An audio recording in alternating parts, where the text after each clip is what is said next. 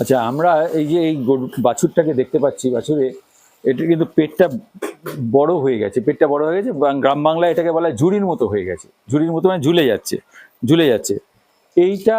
এবং এই যে গায়ের লোমটা খসখসে হয়ে গেছে, খসখসে হয়ে গেছে, এর একটা মূল কারণ, এর কিন্তু কৃমি থাকার একটা সম্ভাবনা বেশি।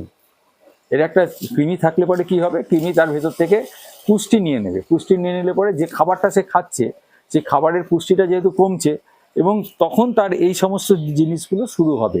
এটা থেকে ধীরে ধীরে ধীরে ধীরে সে এটাকে ইংরেজিতে ডেবিলিটি বলে, আর বাংলায় হচ্ছে দুর্বলতা, দুর্বল হতে থাকবে। দুর্বল হলে ভালো ভালো মা তৈরি হবে না। একটা বকনা বাছুর, সুন্দর একটা বকনা বাছুর, কিন্তু সে ভালো মা তৈরি হবে না।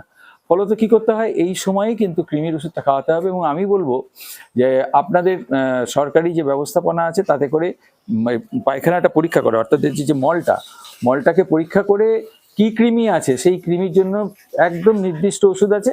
আবার কিছু কিছু কৃমি ডাক্তারবাবুর সঙ্গে যোগাযোগ করতে হবে। এটা এরকম হলে পরে যেন ডাক্তারবাবুর সঙ্গে যোগাযোগ করে তিনি যদি ওষুধ লিখে দেন ভালো, তা নাহলে পরে পরীক্ষা করে হলে উনি যদি বলেন যে না পায়খানাটা পরীক্ষা করতে হবে, পায়খানা পরীক্ষা করে নিয়ে আপনারা তাকে ওষুধ খাওয়ালে পরে কিন্তু এই রোগটা থেকে মুক্তি পাবেন। এবং এই বাছুরটাকেই দেখবেন একসময় খুব চকচকে হয়ে গেছে এবং অন্যরকম হয়ে গেছে, পেটটা কিন্তু এরকম ঝুলে নেই। এই পেট ঝুলে যাওয়াটাই কিন্তু একটা বড় লক্ষণ হচ্ছে কৃমি থাকা। এটা যেন কেউ না ভোলেন, যে এই লক্ষণটা থাকলেই মনে করতে হবে কৃমি আছে এবং ডাক্তারবাবুকে ডাকতে হবে।